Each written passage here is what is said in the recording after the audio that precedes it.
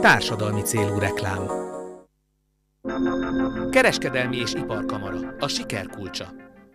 A 2015-ös új adószabályokkal kapcsolatban szervezett tájékoztatót a Kereskedelmi és Iparkamara halasi képviselete a Csipkeházban. Megpróbáljuk tartani azt a jó szokásunkat, amit a tavalyi évben már megpróbáltunk havi rendszerességgel bevezetni, tehát hogy egy olyan szakmai összejövetelt fórumot szervezünk, amely mindenképpen a halas, illetve környéki vállalkozók mindennapi életét segíti. Értelemszerűen a szakmaiságban benne van, hogy mindenféle témakört próbáltunk érinteni, ez a mai is ehhez kapcsolódik.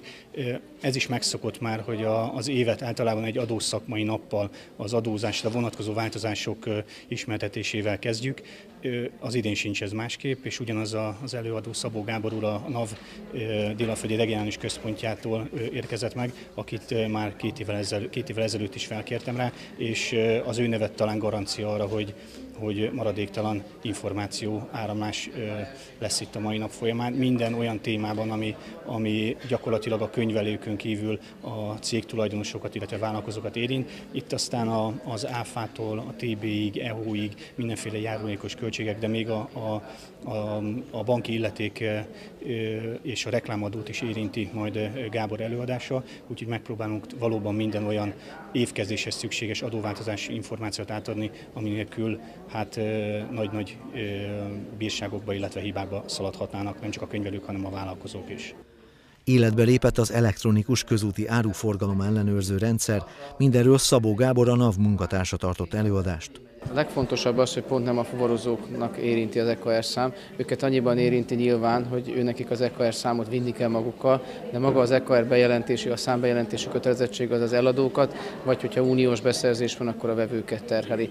Tehát ez egy nagyon bonyolult rendszer, ez 2015. január 1-től került bevezetésre, és igazából az árunak a nyomon követését szolgálná ez a rendszer. Lényegében a belföldi fuvaroknál az első értékesítést kell ugye regisztrálni ebben a rendszerben. Az unióból történő minden irányú ki- és bemozgást szintén regisztrálni kell. Nem kell regisztrálni a tranzitfuvarokat, illetve azokat a fuvarokat, ami már nem első adóköteles értékesítés belföldön.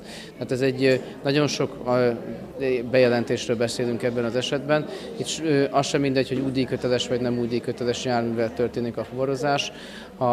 Ugyanis ha nem útdíjköteles járműről van szó, és nem kockázatos a termék, amit visz, ennek egy listáját egyébként egy külön rendelet tartalmazza, akkor abban az esetben súly és értékhatárok nélkül szállítható. Mint mondtam, a belföldön ugye az első értékesítésről kell a EKR szám, hogyha saját vagyonmozgatás zajlik belföldön, ennek az értelmezése is egyébként egy kicsit nehézkes, abban az esetben sincs EKR szám. Tehát furcsa módon az országban rengeteg kamion fog EKR számmal, és furcsa módon sok kamion fog EKR szám nélkül szabályosan közlekedni. Tehát az EKR számot előzetesen kell kérni, a dolognak ez az igazi nehézsége, hogy akár egy uniós beszállítás esetén is a külföldi partnertől a rendszámot meg kell tudakolni ahhoz, hogy a határon belépő kamion már olyan rendszámos EKR számmal rendelkezzen, ami a szabályoknak megfelel. Tehát nagyon sok kérdést vet fel ez egyébként, tehát minden ilyen előadás alkalmával szinte mindenkinek saját kérdése van, hiszen saját profiljára. Egy teljesen új rendszerről beszélünk, tehát az adójogi rendszerbe illesztve egy ilyen bejelentési kötelezettség, ez nem egy hagyományos adószámkérésről beszélünk, hanem gyakorlatilag ez egy mindennapi életben megjelenő azonnali bejelentés, tehát itt nem napokban mérjük a bejelentést, órákon, perceken múlik, hogy a szabályos bejelentés megtörténik-e, és rendelkezésre állnak az információk. A rendszer használatát folyamatosan ellenőrzi az adóhatóság. Az ellenőrzés az prompt is megvalósulhat, tehát itt valóban a kamionoknak a leállításáról beszélünk, akár a határokon. Nyilván határon nem állíthatunk kamion, de a határon belül bárhol kamionok megállítása történt, és utólagos ellenőrzésnek is a tárgya lehet, hogy valóban arra az értékesítésre, ami EKR szám szempontjából bejelentési kötelezettség tárgya, meg lettek érve az EKR szám. Ezzel együtt ugye természetesen egy óriási információs bázis áll rendelkezésre az adóhatóságnak a vizsgálataihoz. Mi volt ennek az egész rendszernek az elindításának az oka? Gondolok itt arra az ide-oda utaztatott gabona és a többi? Valószínűleg ebben nem nagyon vagyok benfentes, tehát itt én tényleg végrehajtó szervként magát a jogszabályt tudom értelmezni. Tehát az indítatásról nincsenek információk. Akkor miért jó? Miről ad ez a rendszer önöknek nagyon egyszerű, világos információhalmazt? Az, hogy az árunak mi az útja. Tehát igazából ez a fontos, hogy elválik a számlázás, az áruútja és a fizetésmódja is. Tehát ez a három, ez eddig is elvált.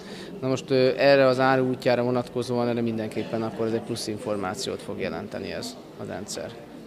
Mikortól megy ez élesben, ugye a mai naptól kellene, de ön is említette, hogy nagyon sok kérdés van, és ha szétnézek itt a teremben, teltházban, érdekli az embereket, a könyvelőket és a cégvezetőket, mindez.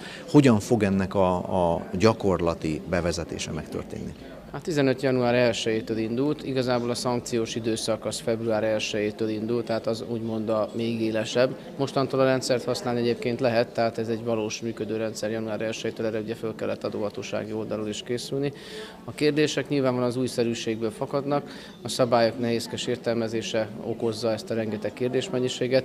Hát mi ugye a magunk oldaláról ilyen tájékoztatókkal tudunk ezen esetleg segíteni. Tehát ez ilyen módon működik, ahogy eddig is volt, ha valami új szabály jött, nyilvánvalóan sokkal több résztvevő van, mint eddig volt.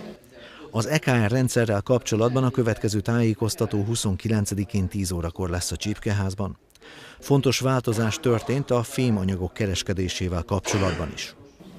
Arra kell számítani, hogy az különféle vasanyagok, tehát építőipari vasanyagokról beszélünk, a betonvasokról, ilyen zárt szelvényekről beszélünk, acélszerkezetekhez, betonvasoláshoz történő eladások alapvetően ezeket az acélipari termékeket érintik. És itt arra kell felkészülni, hogy eddig ugye eladtuk áfásan, megvette a partner, rendben van, most eladjuk fordított adózással, ami azt jelenti, hogy mindkét oldal utána azt a saját kilogramm mennyiséget, amit eladott és vett, bevarja a bevallásba. Tehát külön partnerenként adatszolgáltatást kell adni. Ez egyébként a gabonásoknál volt így eddig, tehát a gabonás valaki foglalkozott, ez ennek nem lesz új, aki nem, az meg fog elküzdeni az első időszakban, az egész biztos. Most abba kell belegondolni, hogyha bemegy egy kőműves vállalkozó 3 kilónyi vasanyagért, vagy akár 10 kilónyi vasanyagért, akkor azt is adatszolgáltatásra most már le kell jelenteni. És oda kell figyelni arra, hogy milyen vevővel van dolog, mert hogyha az áfás, akkor fordul az áfa, ha meg alanymentes, akkor nem fordul az áfa. Ennek lehet tudni az okát? Miért volt erre szükség? Mivel lesz ez így jobb? Minden fordított adózásnál ugye mindig az az indoklás, hogy szintén a visszaélések alá vagy elkerülése véget. Ugye ez uniós jóváhagyás nélkül nem működött, tehát nyilvánvalóan az unió erre rábólintott. Gabonánál is ugyanez volt, tehát ott is ugye előzetesen az unióval ráengedte, hogy ezt a termékkört ideiglenesen be lehet vonni a fordított adózás alá.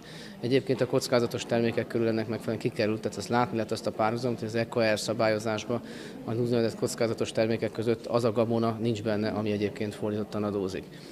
A vasanyagok szintén nincsenek benne, de a kő meg a kavics, ami szintén az építkezéshez kell, ilyen ömlesztett áru, az kőkeményen benne van a fordított, vagy az EKR-ben a kockázatos termékek között. A találkozón kiderült, sokan félreértelmezik a kamarai tagdíj és regisztráció fogalmát. Véli Márk képviseletvezető szerint ez a kettő nem ugyanaz. A mai napon, pontosan itt a mai napi rendezvény regisztrációja során is nagyon sokszor kellett rendet tenni a fejekben. Ezt is minden évben ugye megbeszéljük és megpróbáljuk minél több fórumon elmondani. Maga a tagság, a kamarai tagság az önkéntes, tehát ezt nem törvény írja elő a vállalkozás vezetőinek, és hát az 5000 forint, amit minden évben a NAV által próbálnak behajtani a nem fizetőktől, ez nem azonos a tagdíjjal. A tagdíj egy egészen más kategória, ez forgalom alapján megállapított tagságot jelent. Amivel mi tudunk kedvezni, az értelemszerűen az, hogy aki a iparkamarai tagságát kiváltja és megváltja, az jóval nagyobb hozzáférést kap szolgáltatások köréből, illetve jóváíródik neki az 5000 forint is, amit minden más nem tagnak, csak regisztráltnak, a csakot itt most idézőjelesen értem, tehát minden olyan vállalkozásnak, aki a kamarai regisztráció hozzájárulását megfizeti, ezt mi jóvá is írjuk neki a tagsági díjból, tehát ő neki plusz költsége nem keletkezik a törvény által előírt plusz 5000 forintból, illetve a mai napon már megkereste a másik 5000 forintját, hiszen befeleződik az a szakmai napnak a hozzájárulása, amit ma ki kellene fizetni. Éppen ebből is voltak ugye ma a félreértések, mert nem mindenki tag, aki regisztrált. Fordítottan viszont igaz.